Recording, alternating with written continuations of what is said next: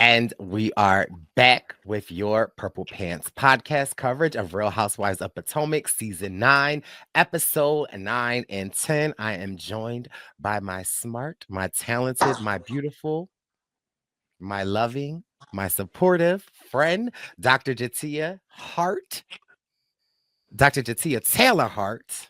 You have said that wrong every single time. I never correct you because I've just been waiting for you. And it is finally paid off. Wait, so what I do I love normally say? Jatia Hart Taylor. Oh, I do. I don't say Jatia Taylor Hart. That's all right. I love you however you come. Okay. Well, listen, I get the names right. So just maybe in the wrong order. We are back. We've got 2 episodes of Potomac to cover. But while we were gone, I believe, did we have Thanksgiving? Did we talk Yes. after Thanksgiving? Okay. All right. Well, we are in full swing of the holiday season. And Yes. how have you been? I've been great. So, yes, Thanksgiving was a maze. I spent it in Texas. Where did you spend your Thanksgiving and what did you cook? I spent my Thanksgiving in Delaware with my mom, and I cooked the whole spread this year. Oh, did you? Oh my gosh, you Yes. must have been so busy in the kitchen, right? All day. I had a All party. The day. Bryson went all day, all morning. I slaved over the stove, had to get up 5 a.m. to put the turkey in. Oh, it was Really? so Because I much. thought the Yeah. only thing you made was reservations. Huh? Huh? What? Uh, Catering? I, I, No. I've, you don't have a home? I have 4 homes. Look, that's all right. Both of our dins were delish, no matter who actually made them. But we all provided Yes. Okay. in the way we knew how. Yes, that's what I say. I provided Thanksgiving this year. Yeah. That's the word you have to use. I provided. It doesn't matter who cooked it. Anyway, glad to be back. Also, we, had our nice little Bryson Wynn presents came through Chicago where I was able to join up and it was lovely. And it was so lovely to see you in Chicago with Bryson Wynn present. And shout out to all my lovely Purple Pants posse who I was able to see out there. It was amazing. Yeah, we had a good old time. And yeah, we've got 2 episodes to talk about. And some good episodes. We could dive right into episode 9. We see Kiarna chatting with Greg, and we see a little, he's saying areas that Kiarna can improve on. And it's interesting, but we do get to see Kiarna opening up about her personal injury lawsuit to Do not Deborah. talk about the scar on my forehead. Yeah, she don't Sorry. want to talk about the scar until the personal injury lawsuit is settled because Kiarna is getting them coins. Now, I'm really interested in like this Bravo clause because I always felt like, or I want to say I read somewhere that a part of their contracts in Bravo is that they can't sue each other. But maybe because Deborah wasn't a full Well, and neither cast was member. Kiarna at the time. Well, Neither of true. them They were they cast members of the Housewives. So sue away, honey. And yes, look, they be trying to sue each other loved ones. Then what's her name? Little raccoon girl. well, Candace. that was Michael. Michael was suing Candace for some astronomical number, and mind you, the judge threw that out. Right. But But also 0 from 0 is 0. So like whatever, you can't get blood from a stone. So I mean, choose your targets wisely. But clearly yeah, Deborah got something that she could pay up because Kiarna is going after her. You know what? I love it. I love it. Kiarna kicked her behind and Kiarna gonna get some coin. So look, she knocked the coins out of her and she gonna knock the coins out of her. Yes. well, we'll I see. fully support that. Yeah, well, we'll see if she gets a coin out of Deborah. They say Sesame Street it's been on the air for a long time, The royalty checks so will go straight to her bank, honey. absolutely. And keeping in the theme of lawyers and mediation, Stacy, who has said her and her husband are very amicable. She's excited about mediation. The girls were saying you might want to watch out. And Stacy comes back and shares with the ladies that she's Mm. learned her husband had some in the discovery phase of mediation, the husband has some accounts and different funds that she didn't know about. Yes. So I think we talked about this with Ashley ad nauseum. Um, that you need to know where the bodies are hidden. You need to know. We've seen so many housewives go down about trusting the financial decisions, and it's not just housewives, but we've seen it very publicly play out on these housewives series.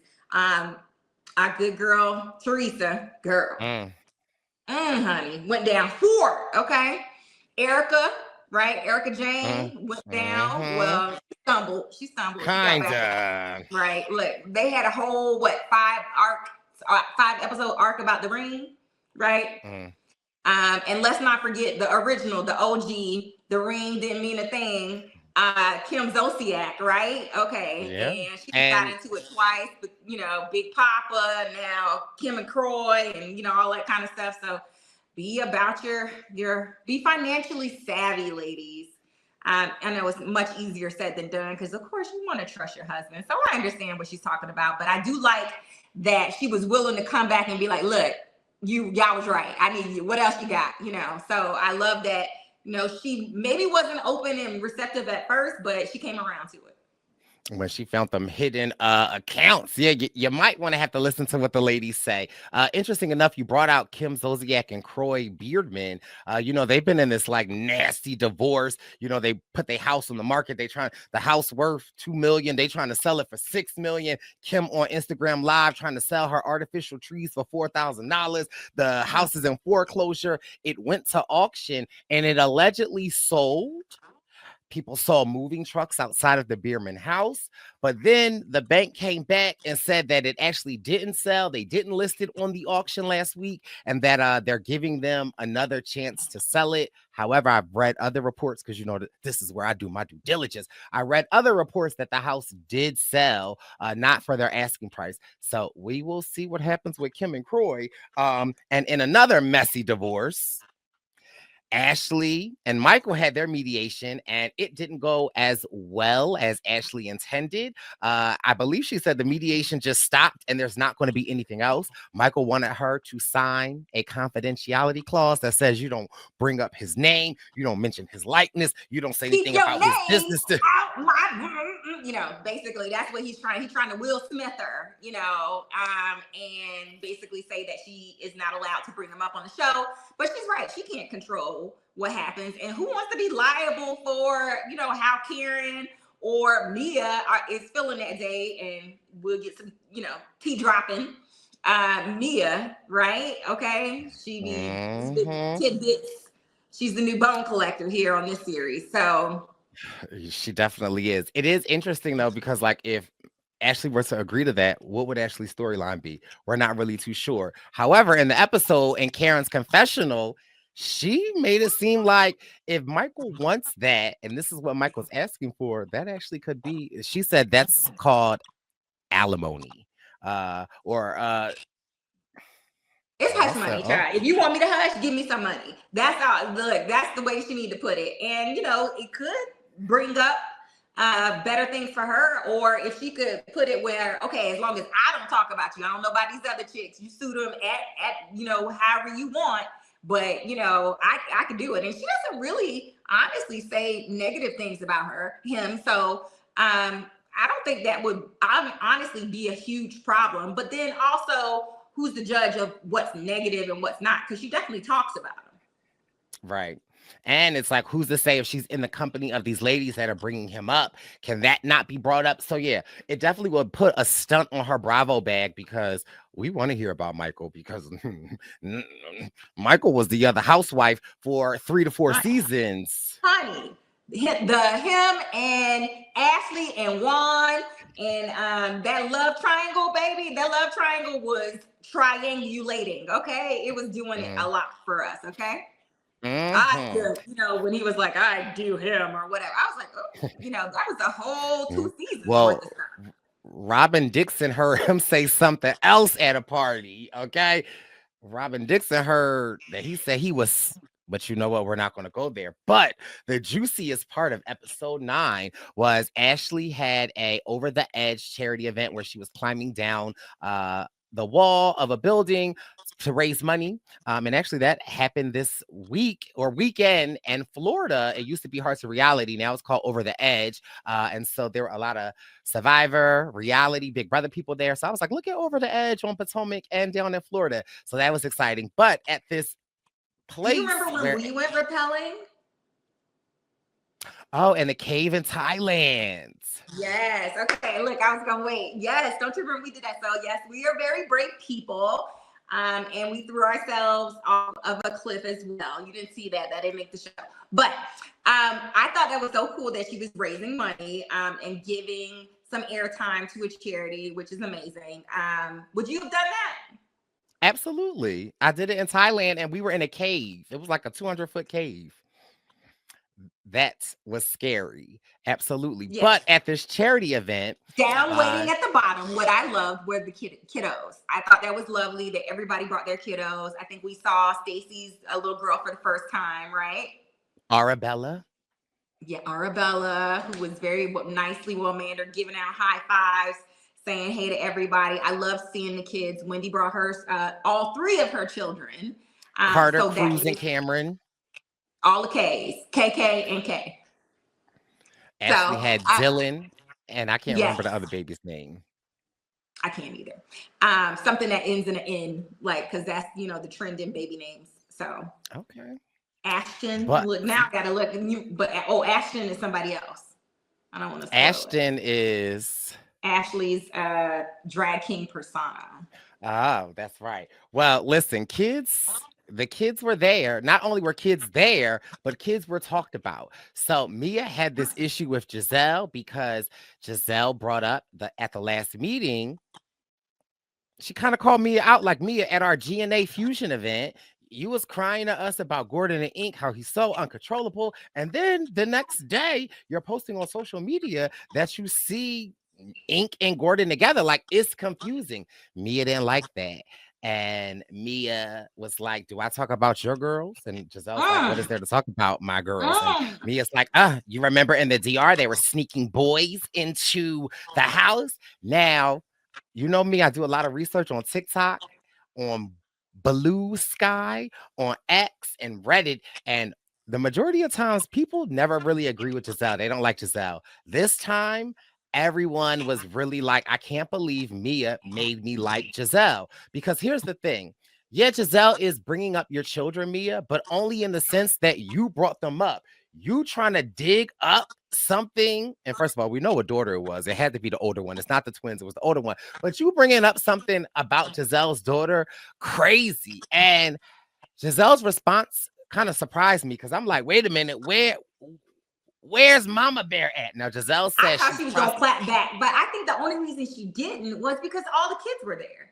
So I actually really applaud her, taking it a little slower, and but she coming back with something. Yeah. She coming back with something, definitely. And she says so, in her confessional, she basically says, I'm gonna bide my time, but that was really messy. That was really just messy. low. That was just, and it's giving Mia, you're holding, like, it's giving Mia, the ladies are confiding in you, and you are firing back when needed. It's like you're holding ammo, and it's like, I don't like that, Mia. Like, get it together, Mia. I have liked you thus far, but this whole Ink, Gordon, the kids, how you handling it, coming at people, calling Karen drunk when you know she in the middle of a DUI case, like, you're doing a lot, Mia. Yeah, that was really messy that she did that to her because I don't know, she's just been messy lately. That's why I thought it was really interesting also that she actually had a cute moment with Jacqueline. But, because I guess she Jacqueline out. She said, you ain't had my back at the table. Get away from me. Mind you, but Jacqueline did have her back at the table. I don't know when Jacqueline hasn't had the girl back. So I just think that's very interesting to me. Like, she always have her back. Yeah. And then we jump right into episode 10, and it kicks off with Giselle talking to her girls about her father and how Giselle is in court because Giselle's father had a will. And after Giselle's father's had brain surgery, it seems like the will was the will was tossed out, and he signed another will that essentially left nothing to Giselle. I like how Giselle doesn't really speak on it, right? Because I want to know who is the person. Does he have another child? Me Is too. it is it a wife? Like, who is this unsaid person? Because that seems crazy. Giselle also says that she was there with him in the hospital and he couldn't read, he couldn't write, he couldn't hold a pen after brain surgery. So how is this will being upheld? It's people, look, it's people who do all kind of stuff like that, just waiting until like they can pounce on people who are elderly or disabled or incapacitated. So I am glad to see that Giselle is not putting up with this and is contesting it, because she really talks about how her father, and we all saw this, was really into legacy and everything like that. So yeah, it Mhm. doesn't make sense that he all of a sudden would, after being like this for all of his life, in the last couple of days, barely holding the pen, have a epic change of heart. So good on her for protecting her daughter's interests and going after that and getting it thrown out. So that's the Giselle I like. That's the Giselle I like to see. The Giselle Wow. who is standing up for her daughters, who is protecting her family. She's saying she ain't gonna get married because she don't trust in no trust when it's a dude around. So that's the Giselle that I love to see. That, and when she giving advice to people, because she's been through it and she done had, tried to have a little perfect marriage and hold it together and it didn't work. So that's what I like to see personally. Yeah. It didn't get thrown out yet, or we don't know of it getting thrown out, but she's just in the courts contesting it. And yeah, I like when Giselle puts on her former first lady hat. I like that Giselle as well. We also get to see who is growing on us, who might be our favorite housewife this season, Stacy and her boyfriend TJ. TJ wants to make a romantic Are dinner they and are they boyfriend and girlfriend? What is the didn't he use the term adult friends? I don't know. Whatever. Friends, best friends. That's what she said. They're best friends. they're besties, and Best friends. TJ puts on a green silk bonnet to make his boo Stacy some pizza. Uh, and in this conversation, Stacy, well, I guess they're talking about the mediation, how there's more things to go. Stacy shares with us that she's like, I'm not really sharing a lot of the mediation with TJ because honestly, it's with my soon to be ex-husband and I, not necessarily TJ.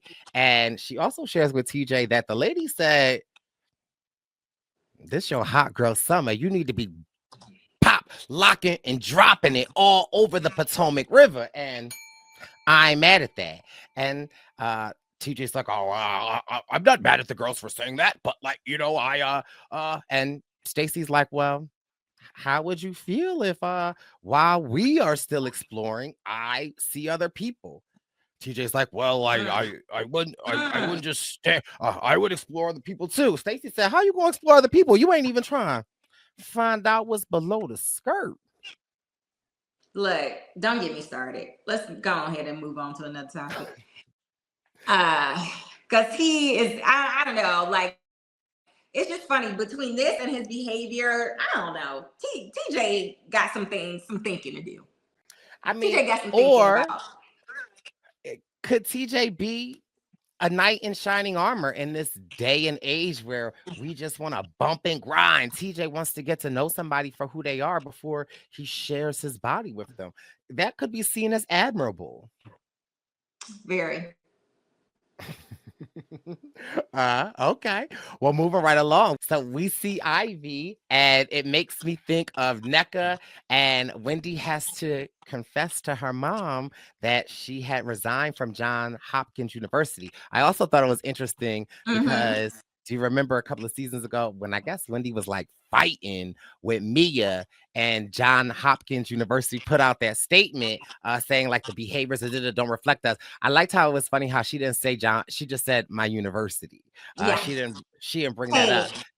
so I still see this pause. Do you see it as recording? It's moving. Okay. Just want to make sure. Yes. So definitely once she got into a physical altercation, I'm sure that had some effect on her job at school, and you're a university professor, you can't be throwing hands in the streets. Well, she was assaulted by Mia. She didn't throw Okay. hands. Well, she wanted to throw some hands. I mean, it was not one way. I mean, maybe it started that way, but it's not a good look. And universities, it's a public job. It's a very public position. So I think she knew that she needed to get her wicks in order, and probably find a new line of business. She's been trying. She's been going through a lot of things, with the candles and now the Dr. Wendy show. So I think she kind of is starting to find her niche, which is great. It's fantastic. I mean, the only hit she had so far was Happy Eddie, and And I'm that was sure Eddie. right, and that was Eddie. So I'm sure that also they were not happy about that either. So she, you got to figure out what you're gonna do. Her mom was a little upset. She didn't love hearing that news. Wendy says, African parents, they want you to be a doctor, a surgeon, an engineer, but not unemployed. And for me, after us seeing Wendy's mom last episode or 2 episodes ago, Wendy mom only really cared that she resigned from that position because she need her allowance. She want to make sure Right. her allowance gets sent on time every Correct. month. What you're not gonna do is mess up my allowance, okay? Not her allowance. Then we see the Grand Dame and Ray Ray spending a quiet afternoon in her backyard. And Karen shares with not the ladies, but the audience that for during the time of her accident.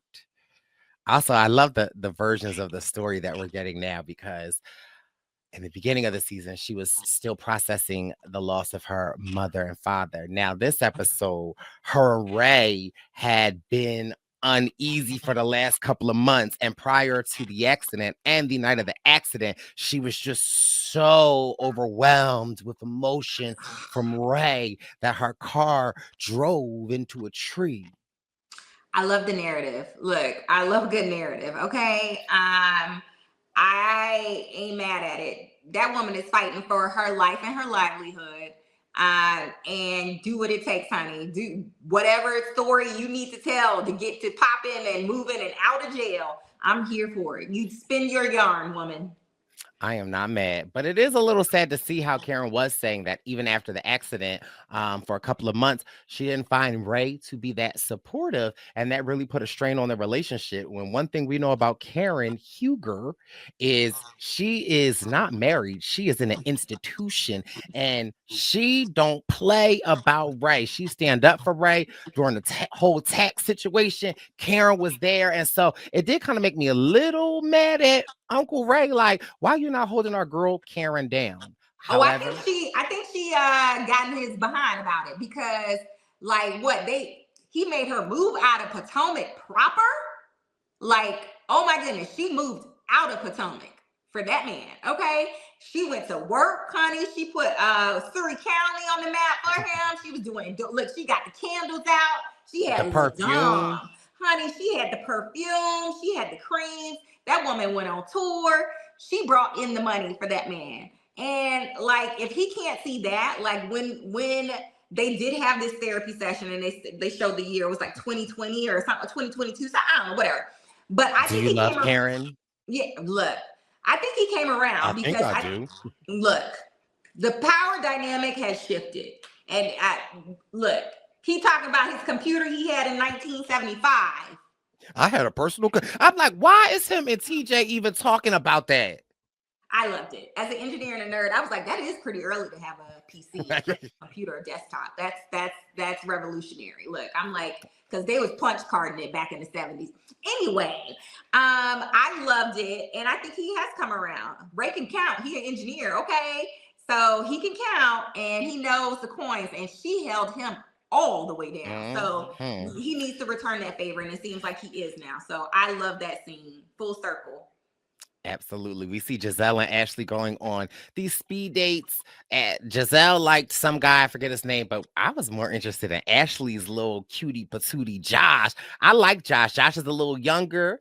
He was of the Caucasian complexion, but he seemed real cool, down to earth. He had overcome thyroid cancer. I don't know, I liked Josh. And I I like feel Josh too. So I was surprised that she picked him from the little clip that we saw. Like it wasn't given a whole bunch, but what I loved is that he kept her wanting more. Like he was like, "Yes, farm, goodbye." Like he made it linger. I like that. So he wasn't doing too much. He wasn't bringing a full bouquet of flowers like you doing the most, sir. Even though it was cute. I was a Uh, little stalkerish. I know when your birthday is. I know you like chocolates. Ashley was like, oh, I did research, but not the creepy kind. I'm be like, yes, it was the creepy kind, Yeah. actually. You just didn't think it was, but it was. So I liked that he just came with his personality, was not intimidated.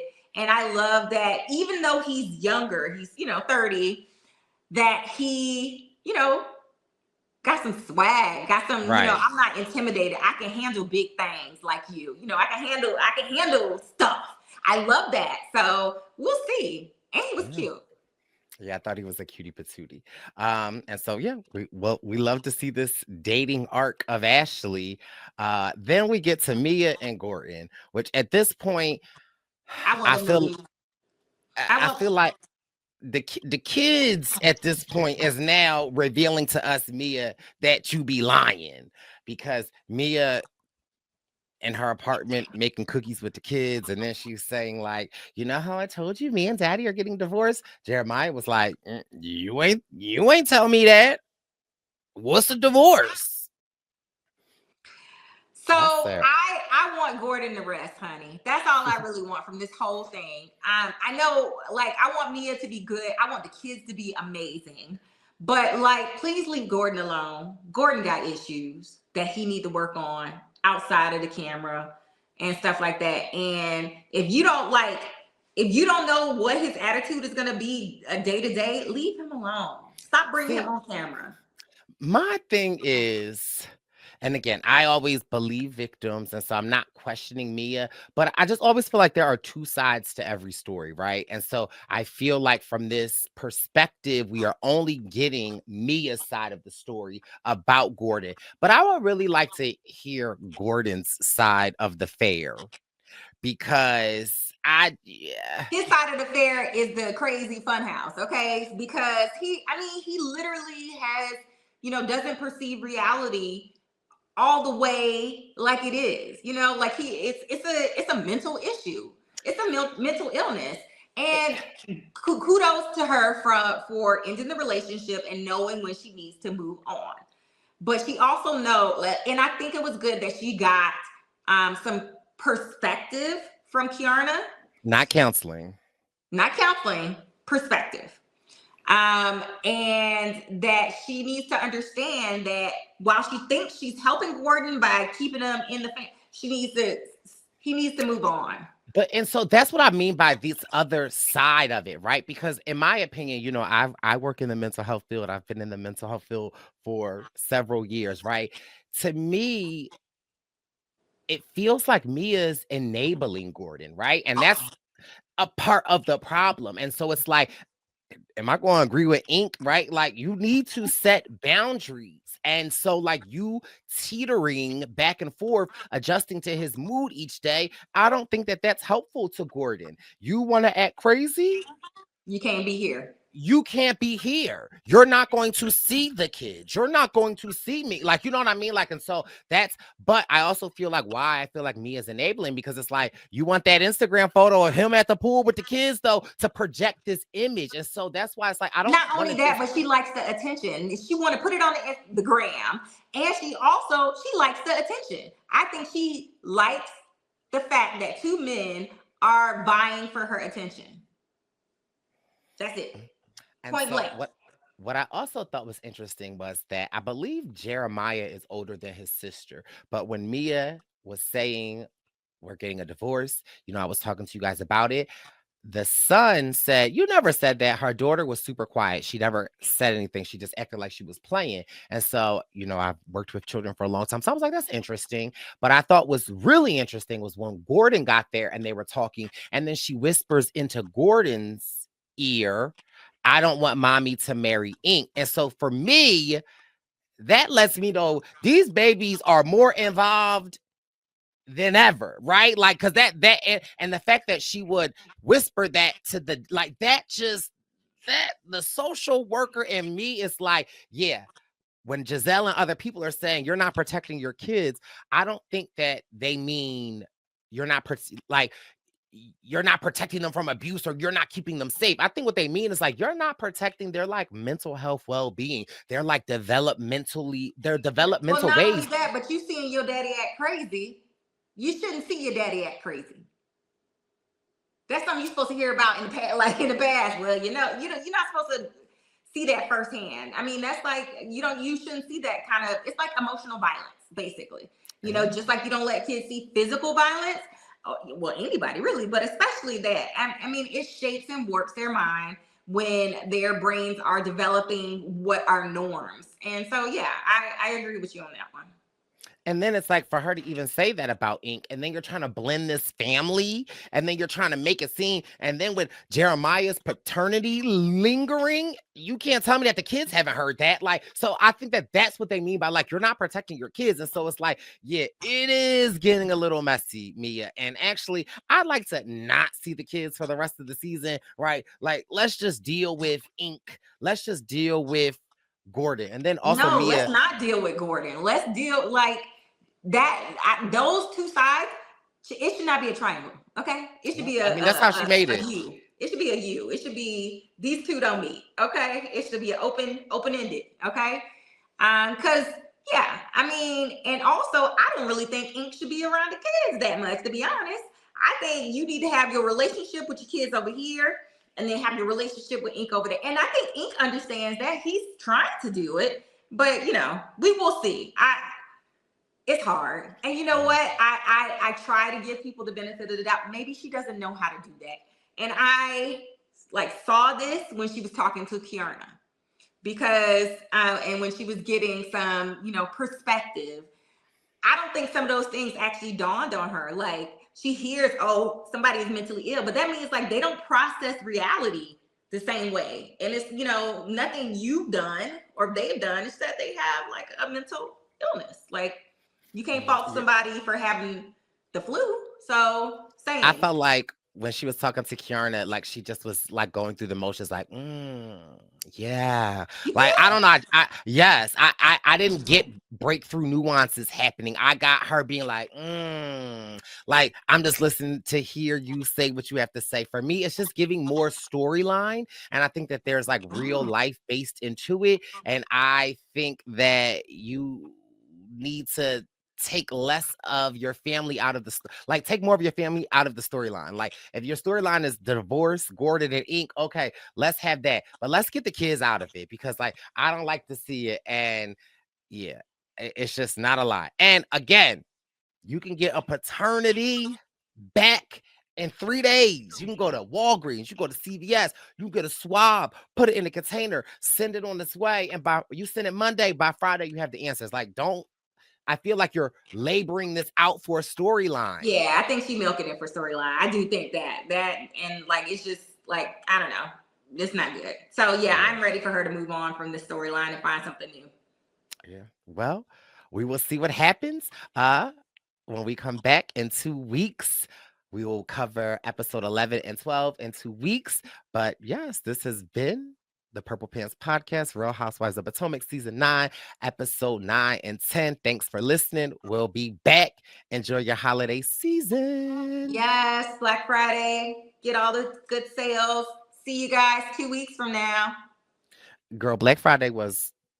I know, but I hope you got some good stuff on Black Friday. Okay.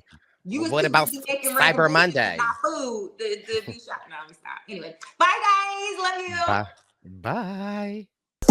It's the Purple Pants Podcast. You better listen in public, might make your stomach hurt. Ooh. It's the Purple Pants Podcast. You're trying to unwind, you better get that box wine. It's the Purple Pants Podcast. you trying to get your snack, you better hurry right back though. It's the purple pants, it's the purple pants.